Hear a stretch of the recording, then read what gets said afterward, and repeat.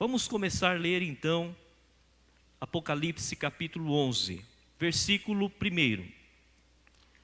Foi-me dado um caniço semelhante a uma vara, e também me foi dito: depõe-te e mede o santuário de Deus, o seu altar e os que nele adoram.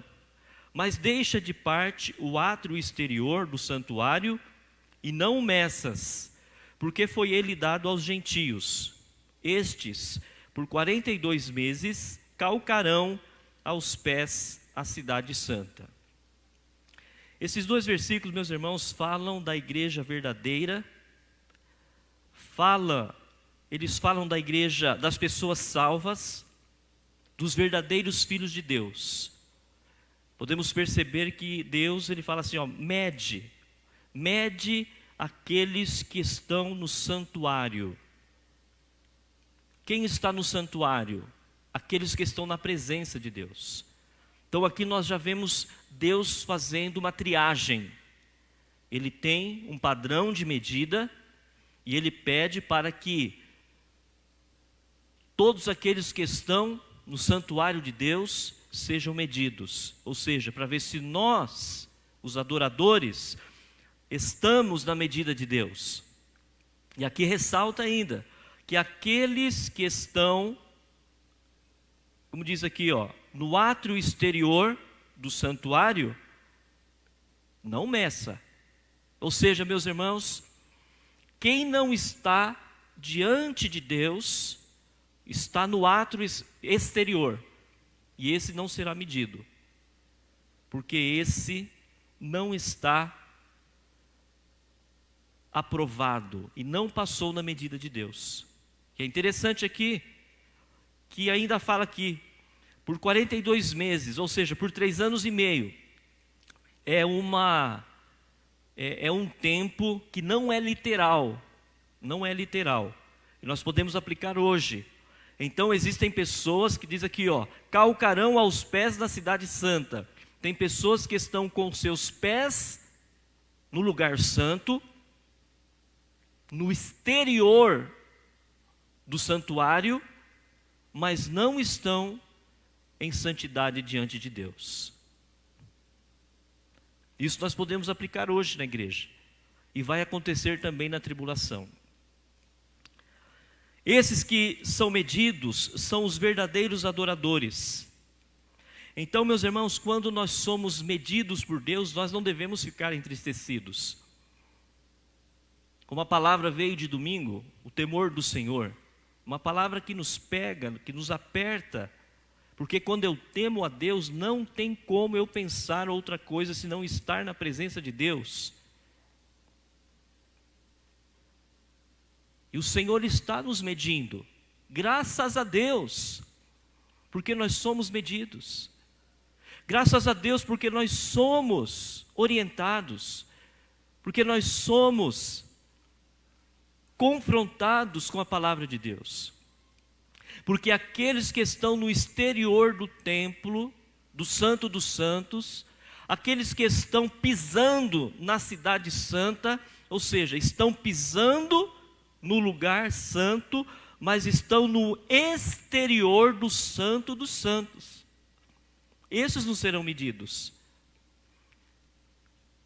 E aí eu posso até fazer aqui uma comparação com aquelas pessoas, não sei se inocentes ou ingênuas, que falavam assim para mim: qual é a sua religião? Eu era criança, eu falava, eu sou protestante. E a gente não falava, eu sou crente. Não é não, Natália? Sou protestante.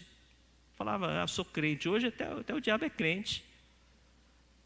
A Bíblia diz, né? Sou protestante. Aí a pessoa falava, a sua igreja é aquela que não pode isso, não pode aquilo, não pode aquilo, não pode aquilo outro.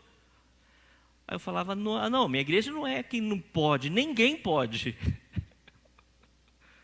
Então as pessoas que estão no exterior, pisando no lugar santo, mas estão no exterior, querem fazer tudo. Mas elas não serão medidas, porque elas já não passaram na medida de Deus. Versículo 3: darei as minhas 2 testemunhas que profetizem por 1000 260 dias vestidas de pano de saco. Se a gente vê esses 1260 dias também, eles irão dar 3 anos e meio. 3 anos e meio. E essas duas testemunhas, diz a Bíblia, que eles vão estar vestidos de pano de saco. Esse período também não é literal, está falando da perseguição do mundo durante o período da igreja. Então nós já vivemos esses dias, nós já vivemos esses 3 anos e meio de perseguição, porque a igreja de Jesus, ela é perseguida constantemente. Constantemente a igreja de Jesus, ela é perseguida. Amém? Vamos ligar o ar? Faz favor, irmã Ivanilde. Dá uma ventilada, né? Então, meus irmãos e minhas irmãs, nós precisamos nos alegrar então, quando o Senhor nos mede. Porque a cada dia mais, a perseguição contra a igreja está ficando mais forte. Quanto mais o tempo passa, mais forte fica essa perseguição. E ela não vai ser perseguida somente na tribulação, após a vinda de Jesus, mas ela já é perseguida hoje. Versículos 4 a 6. São estas as 2 oliveiras e os 2 candeeiros, que se acham em pé diante do Senhor da terra. Se alguém pretende causar-lhes dano, sai fogo da sua boca e devora os inimigos. Sim, se alguém pretende causar-lhes dano, certamente deve morrer. Versículo 6. Elas têm autoridade para fechar o céu, para que não chova durante os dias em que profetizarem. Têm autoridade também sobre as águas, para convertê-las em sangue, bem como para ferir a terra com toda sorte de flagelos, tantas vezes quantas quiserem. A igreja é representada por essas 2 testemunhas. Meus irmãos, para que a gente não fique confuso com essas 2 testemunhas, então, existe uma linha de pensamento que diz que essas 2 testemunhas são Enoque e Elias. Por quê? Porque eles foram para o céu sem verem a morte. Outra linha de pensamento diz que é Moisés e Elias. Por quê? Porque os versículos falam aqui, fechar o céu para que não chova. Qual o profeta que orou para não chover? Elias. Aí depois assim, tem autoridade também sobre as águas para convertê-las em sangue. Quem foi que converteu as águas em sangue? Moisés. Mas, para que a gente não fique defendendo essas teorias, a tradição reformada, que é a nossa, ela dá a seguinte explicação. Nós acreditamos que a igreja hoje, ela tem a lei e os profetas. Jesus falou isso. Então, nós não precisamos saber quem é que vai estar lá na tribulação. Quem são essas 2 testemunhas? Se é Moisés, se é Elias, ou se é Elias e se é Enoque. O que interessa para nós é que hoje, assim como na tribulação, a igreja é detentora, ela tem a lei e ela tem a profecia. E o que a igreja faz com a lei e com a profecia? Ela evangeliza o mundo. O povo de Deus vai falar para as nações que o evangelho é doce. E aqueles que recebem o evangelho vão provar da doçura do evangelho. E aqueles que rejeitarem o evangelho vão também provar a amargura, que é morrer sem ter o Evangelho. Versículo 7. Vamos ler agora do versículo 7 até o 14. Quando tiverem, então, concluído o testemunho que devem dar, a besta que surge do abismo pelejará contra elas e as vencerá e a matará. E o seu cadáver ficará estirado na praça da grande cidade, que espiritualmente se chama Sodoma e Egito, onde também o seu Senhor foi crucificado. Então muitos dentre os povos, tribos, línguas e nações contemplam os cadáveres das duas testemunhas por 3 dias e meio. E não permitem que esses cadáveres sejam sepultados. Os que habitam sobre a terra se alegraram por causa deles, se alegram por causa deles. Realizarão festas e enviarão presentes uns aos outros, porquanto esses 2 profetas atormentaram os que moraram na terra, os que moram na terra. Mas depois dos 3 dias e meio, um espírito de vida, vindo da parte de Deus, neles penetrou. Em quem? Nas testemunhas que estavam mortas. E eles se ergueram sobre os pés, e aqueles que os viram, sobreveio grande temor, e as 2 testemunhas ouviram grande voz vinda do céu, dizendo-lhes: subi para quê? E subiram ao céu numa nuvem, e os seus inimigos as contemplaram. Naquela hora houve grande terremoto, e ruiu a 10ª parte da cidade, e morreram nesse terremoto 7.000 pessoas, ao passo que as outras ficaram sobremodo aterrorizadas e deram glória ao Deus do céu. Passou o segundo ai. Eis que sem demora vem o terceiro ai. Meus irmãos, vejam só, essas 2 testemunhas, elas serão mortas pela besta na tribulação. E hoje também, quantas vezes o mundo quis matar a igreja?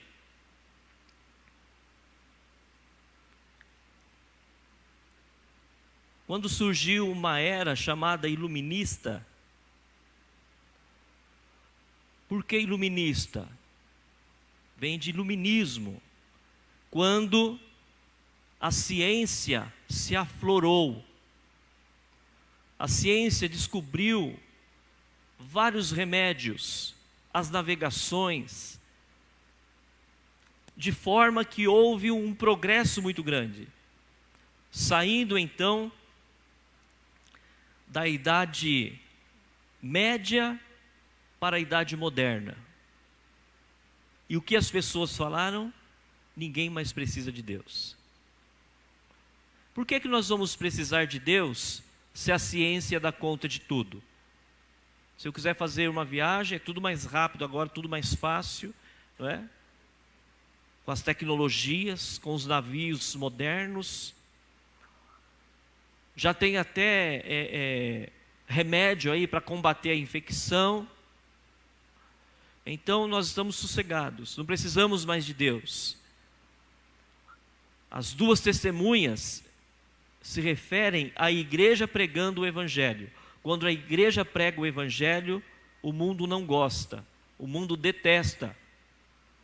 E quando as pessoas ficam sabendo que a igreja pegou fogo, que a igreja está falindo, que a igreja está morrendo, o mundo gosta, o mundo bate palma. Por isso então, meus irmãos, a igreja sempre vai ser perseguida, tanto aqui como na tribulação. Essas 2 testemunhas então falam de uma igreja poderosa, missionária, que fala do evangelho sem medo. Essas 2 oliveiras, meus irmãos, candeeiros, são figuras, como por exemplo, figuras de Josué e Zorobabel, que lá em Zacarias 4, de 1 a 7, fala que eles são comparados a 2 oliveiras que deram uma palavra no poder do Espírito Santo para restaurar Israel. Por isso então, Jesus também falou que a gente tem que pregar de 2 em 2. Então essas duas figuras lá da tribulação, as duas testemunhas, também hoje quer dizer o Evangelho. Quando Jesus falou que tem que pregar de 2 em 2, isso não quer dizer que a gente tem que sair de 2 em 2, literalmente. Quer dizer que o Evangelho tem que ser pregado. Como missionários, então, nós precisamos falar de Jesus, é a nossa missão. O mundo vai odiar, mas a igreja não pode desanimar. Porque, meus irmãos, o fogo do juízo e a condenação virá, então a igreja tem que pregar. Assim como Elias orou e o céu fechou-se, e Moisés recebeu a autoridade de converter a água em sangue, assim também, quando o mundo rejeita a mensagem da igreja, o mundo se expõe ao juízo de Deus. Meus irmãos e minhas irmãs, versículo 14 foi o segundo ai. E agora no versículo 15, a 7ª trombeta é tocada. E é o terceiro ai. Agora, o anjo toca a 7ª trombeta para a alegria dos remidos e pavor dos ímpios. Vejam então que até agora o Senhor avisou, o Senhor falou, o Senhor fez pausa, o Senhor convocou as pessoas para aceitarem a palavra de arrependimento. E o que o mundo fez? Perseguiu as duas testemunhas e matou. E é interessante, o tempo é pouco, dá para a gente falar mais coisas. Vocês perceberam na leitura do texto, quando aquelas duas testemunhas foram mortas pela besta, o que o povo fez? Festa. Começaram a dar presente um para o outro. Opa, morreram.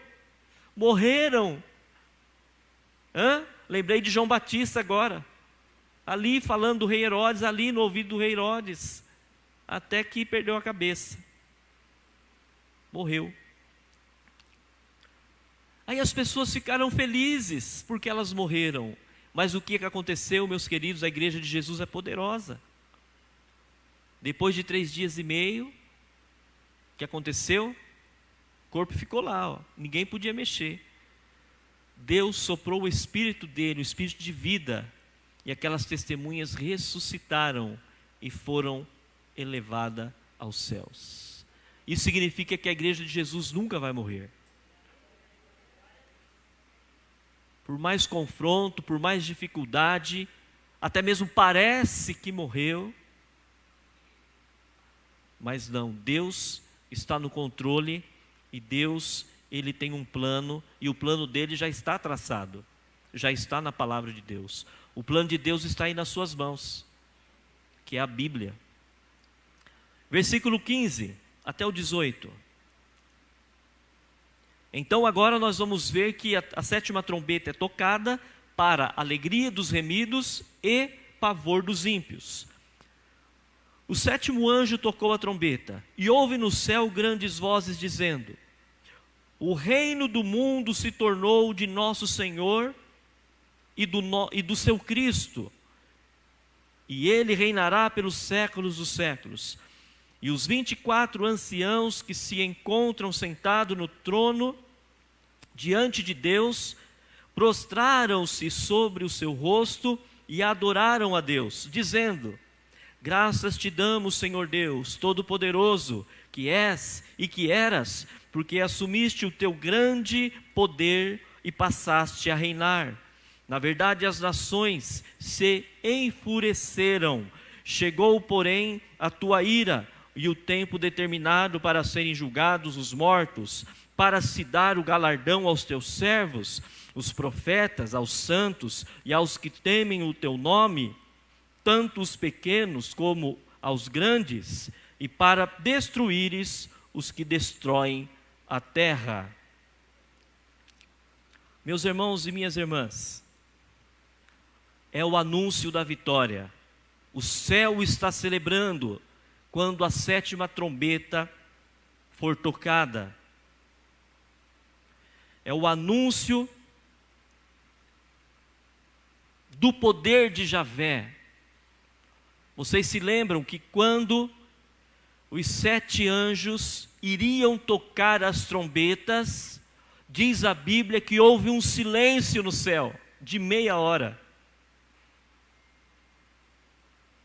Porque todos eles estavam na expectativa do juízo do Senhor.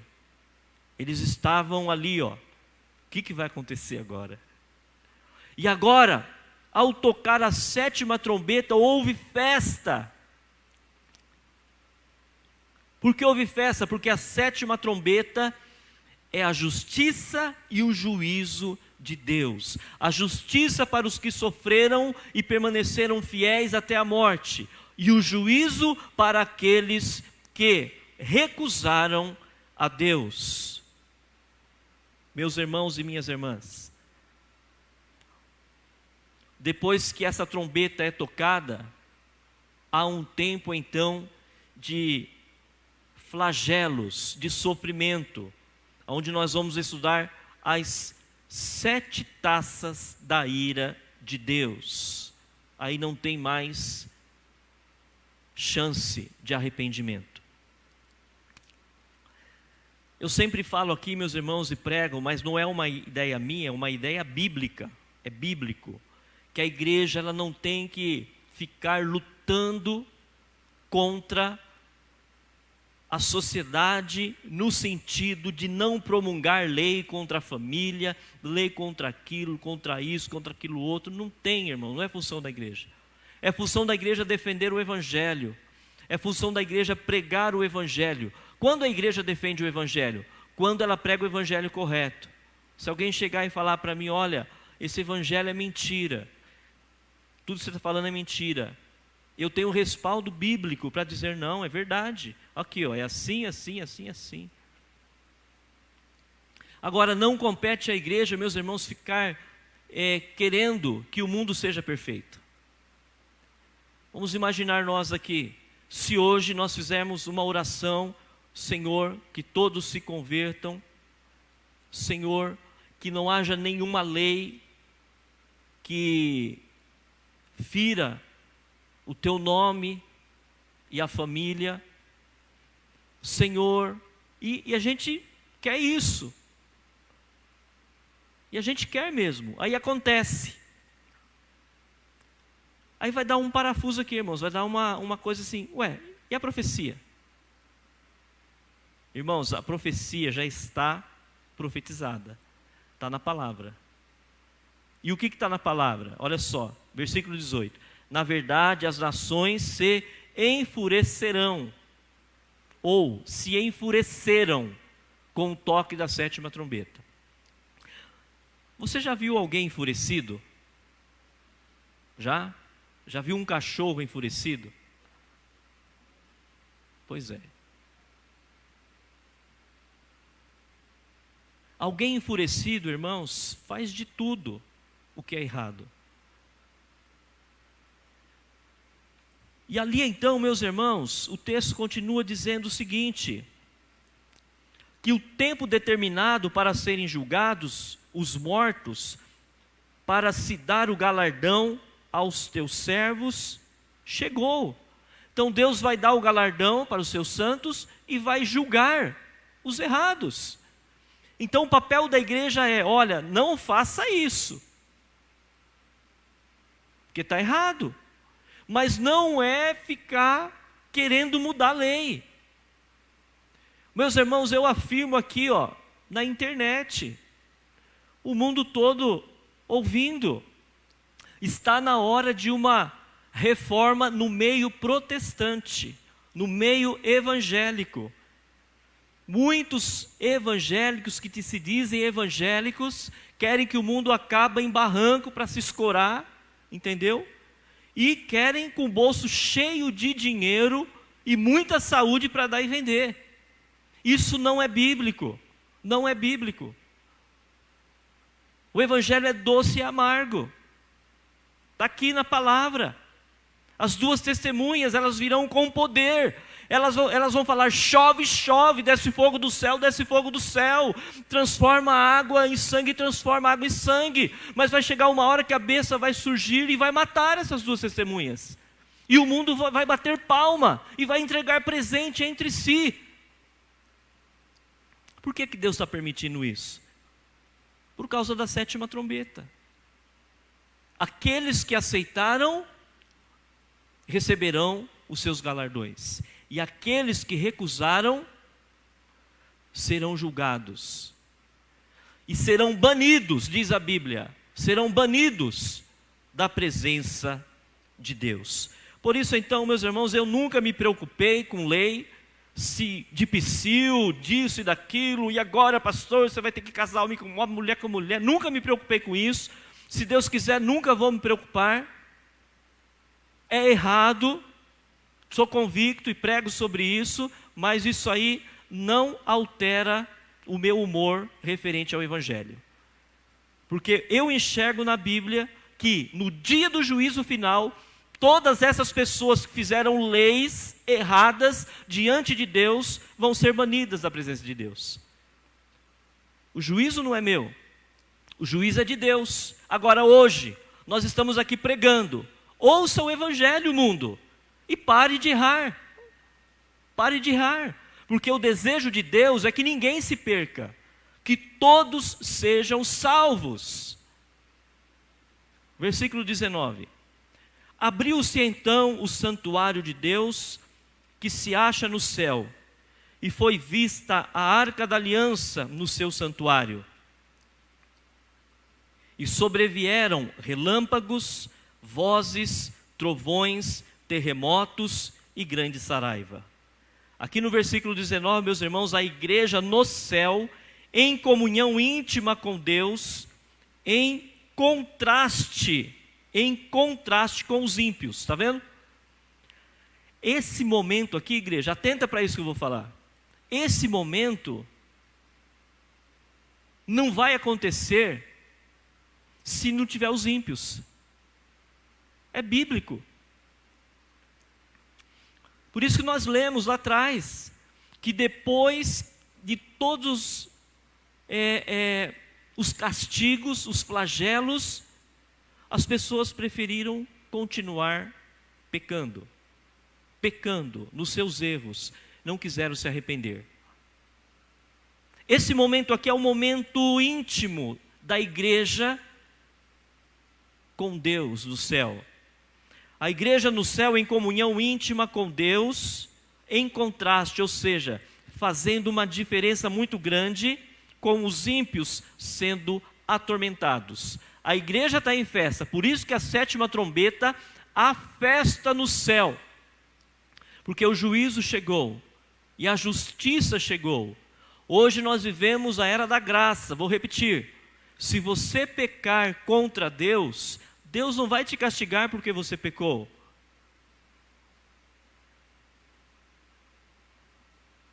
O que vai acontecer é que você vai receber uma consequência do seu pecado. Depende do que você fez, você vai sofrer a consequência do seu pecado. Mas Deus não castiga. Porque se Deus castigar, Ele vai contra o que Ele diz. Que é, onde abundou o pecado, superabundou a graça. Nós estamos na época da graça.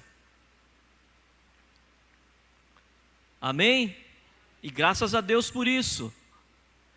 Mas esse tempo vai acabar. E quando acabar esse tempo, é o tempo da justiça e do juízo de Deus.